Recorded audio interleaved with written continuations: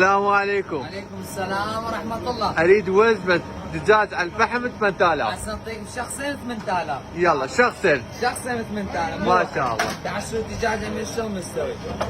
ما شاء الله. عظم منه، باوعنا بعد ما لعب فيها هذه شوف باوع. ما شاء الله. هسه راح نعطيك شخصين 8000. شوف عندنا شخصين 8000. ما شاء الله. فاربين مشهورين دجاج على الفحم. ما شاء الله. هسه راح اشوفك شلون دجاج مالتنا على الفحم شلونه. احنا هنا اكثر الناس يجون على مود الدجاج عندنا على الفحم. هسه راح اقول لك شنو الدجاج مالتنا هنا على الفحم.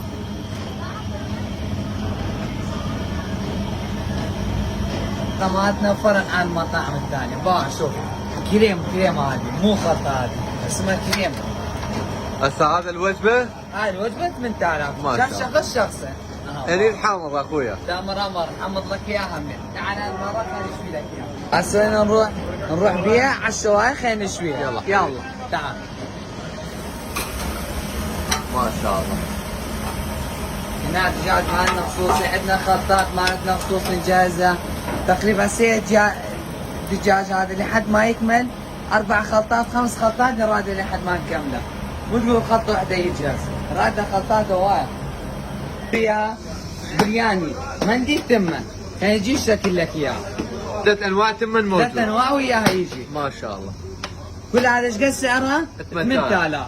ما شاء الله. هذا يجي هنا يقعد ويا صاحب اثنين ياكلون ايش قد 8000. ما شاء الله. يجي وياه 2 مرق. فاصوليا. باع على الفاصوليا. ما شاء الله. وبصفة؟ صفا ايش يجي وياه المرة هنا؟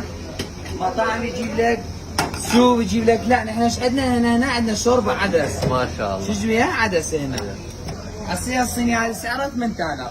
يجي وياه 2 مي، زلاطة وخبز وترتيبات. من يقعد هنا ايه قد باقي نحط له المطعم ننطي وياه سفر.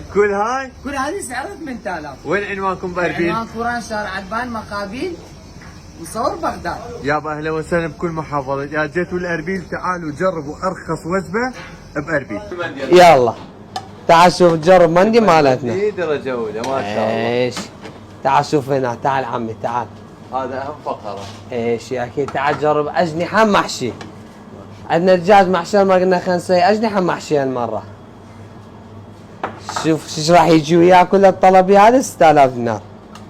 وياها مرقة. ايش يا اخي فاصوليا باع على الفاصوليا. تعال على السوب هذا عمي باع.